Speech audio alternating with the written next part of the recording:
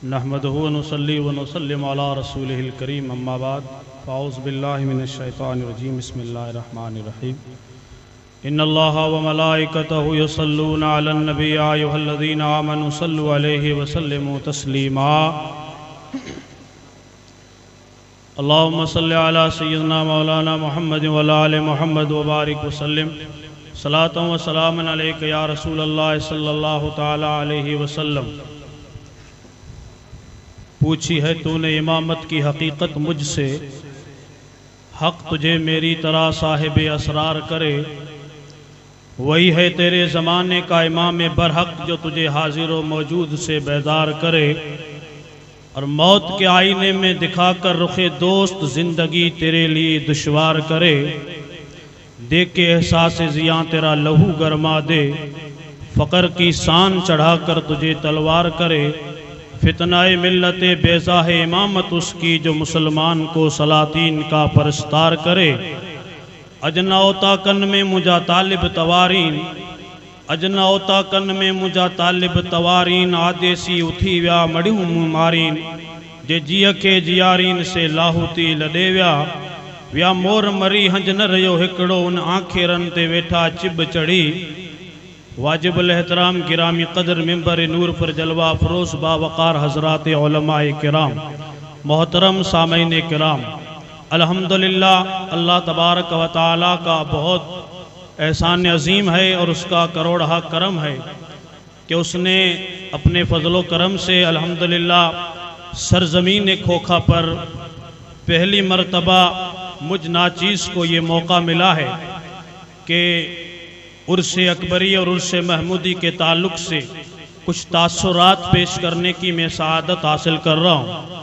मुझे अच्छी तरह याद है, गालिबन आज से 10 बरस पहले जब मैं जमात खामेसा में ज़ैर तालीम था, उस वक्त मुझे यही कैफियत और यही रौनकें नसीब हुई थी, लेकिन जगह का फ़र्क था। ये सरज़मीन खोखा है, वो सरज़मीन लूनी शरीफ थी कि जिसके नूरानी स्टेज पे खड़े होके मुझे सिर्फ 5 मिनट बोलने की इजाज़त मिली थी। मैं समझता हूँ उसी दिन से सफ़ेद गुंबद में आराम फरमाने वाले नैयर विलायत के बुर्ज आज़म, शमशे शरीयत आरिफ हकीकत, ज़ुब्दतुल औलिया क़ुदवतुल असफिया, सैयदी व सनदी आकाई सैयदना महमूद शाह जीलानी रहमतुल्लाह ताला अलैह का जो करम बादल बन के बरसने लगा था, आज इस ठाठें मारते हुए मजमे में मुझ जैसे किसान बाप के बेटे को खड़ा कर दिया है। मैं सलाम में अकीदत पेश करता हूँ सैयदी महमूद शाह जीलानी की अजमतों को कि उस कलंदर की दुआओं का सदका है, उस कलंदर के फैज़ का सदका है कि आज अल्हम्दुलिल्लाह यहाँ मुझे बोलने का मौका दिया जा रहा है। मैं तमाम उलमाए किराम का बतौर ख़ास मौलाना मीर मोहम्मद साहब का शुक्रगुजार हूँ कि मुझे ये मौका दिया है। टाइम चाहे कितना भी हो, मैं सिर्फ खड़ा हो गया हूँ, मेरे लिए इतना ही काफ़ी है। ज़माना याद रखेगा, सदियाँ याद रखेंगी, ये कोई ढकी छुपी बात नहीं है। और इस जगह इस तरह के जलसे में या उर्स में नसीब वाला ही बोलता है, और जिसको इजाजत मिलती है लूनी शरीफ के कलंदर की दरबार से वही बोल सकता है। हर एक को बोलने की इजाजत नहीं दी जाती है। मैं सलाम अर्ज करता हूँ उस बारगाह में कि मैं तो क्या हूँ, मेरी तो कोई हकीकत नहीं है। फैज़ अकबरी में फारिग होने वाले जितने भी उलमा, फुजला, कुर्रा, हुफ़ाज़ हैं, उन सब में सबसे छोटा बंदा जो है वो इस वक्त आपके सामने खड़ा है। अब आप भी अंदाजा लगा लीजिए, जब छोटा ऐसे बोलता है तो सबसे बड़ा वो कैसे बोलता होगा, जिसने इसको पढ़ाया होगा वो कैसे बोलता होगा। जुमले सिर्फ 2 हैं मेरे दोस्तों, हम और आप इस कायनात में भटक गए हैं, हमें इस चीज का एहसास तक नहीं हुआ है, हमें इस चीज का इल्म भी नहीं हुआ है। ये सरों का समंदर जो नजर आता है, ये उलमा के जो चेहरे नजर आते हैं, ये सुन्नत रसूल की बहारें नजर आती हैं, ये है क्या?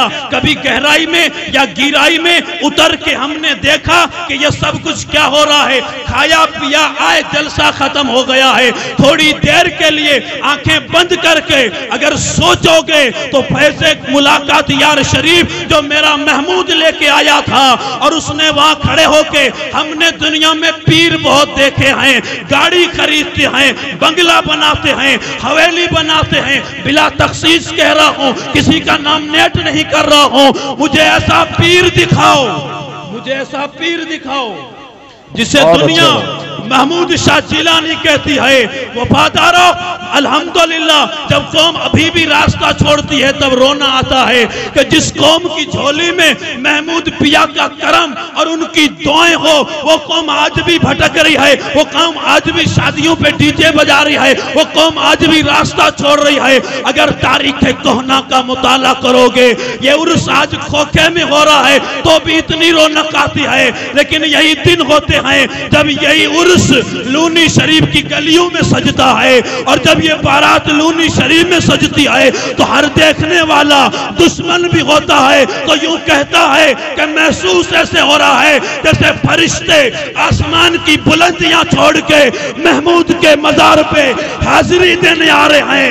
इसलिए दीवाना कहता है अकबर महमूद के आस्था को आंखों से क्यों ना चूमूं, अरे बिगड़ी मेरी बनी है अकबर महमूद के आस्था। सुभान अल्लाह, नारे तकबीर, नारे रिसालत, फैजान महमूदुल औलिया, फैजान अकबरी, जामिया फैज अकबरी।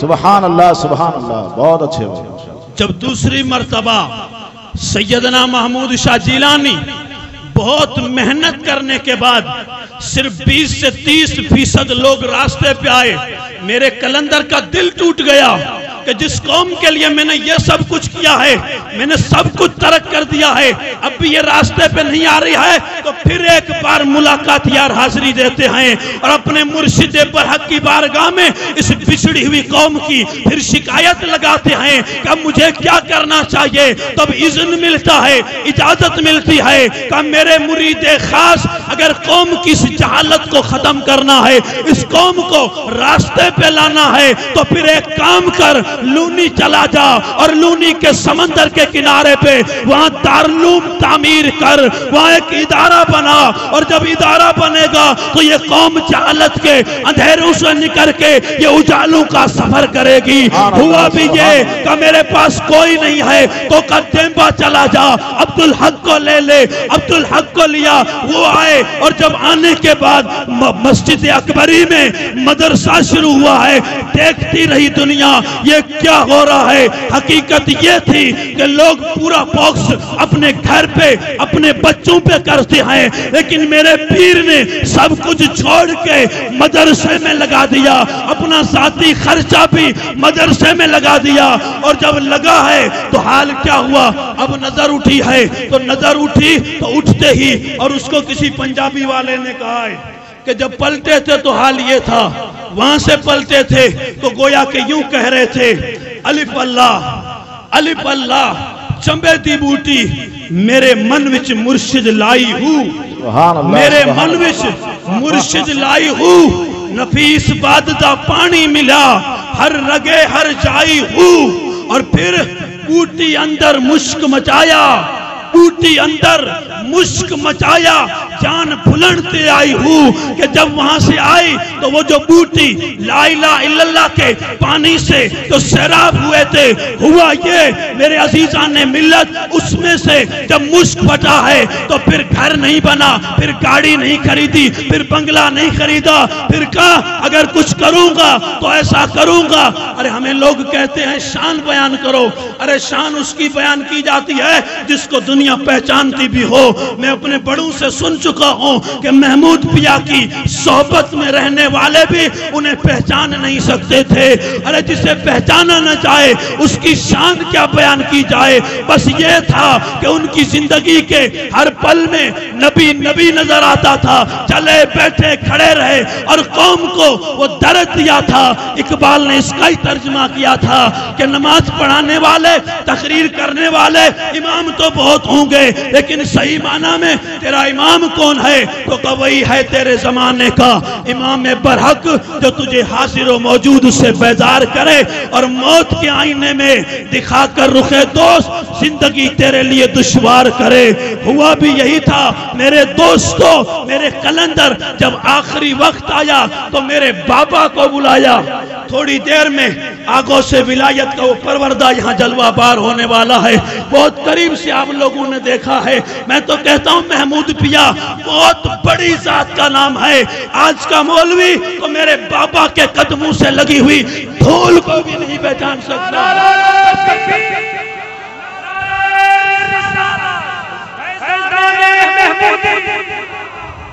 हम क्या पहचाने कि जिसके बेटे की सादगी और अदाएं ये हो कि जमाना चाहे कैसा कट्टर दुश्मन क्यों ना हो, गालियां देने वाला क्यों ना हो, लेकिन जो कुदरती चेहरे पे खुदा ने मुस्कुराहट सजाई है, ऐसे दुश्मन को सामने लाके खड़ा करो, वो पानी पानी हो जाएगा। पता चलता है कि ये किसी और की दुआ का सदका है। यूं समझिए एक दारुल पैसे अकबरी है और एक मेरा बाबा है जो महमूद पिया की जिंदा करामत है। और अगर यकीन ना आए तो ऐसा यहाँ तो न होगा, अगर हो तो कदमों में लाके बिठा देना। पहले बाबा को समझो, फिर बाबा के बाबा को समझना। मेरे दोस्तों, समझना बहुत मुश्किल है। किसी ने क्या खूब कहा था कि ये लोग कौन हैं, इनकी जिंदगी क्या है, ये क्या कहते हैं पूरी जिंदगी, और जाते जाते यही कहते हैं कि जब रूह मेरे पैराहने खाकी से निकली तो मदीने से आवाज आई, ओ मेरा फकीर।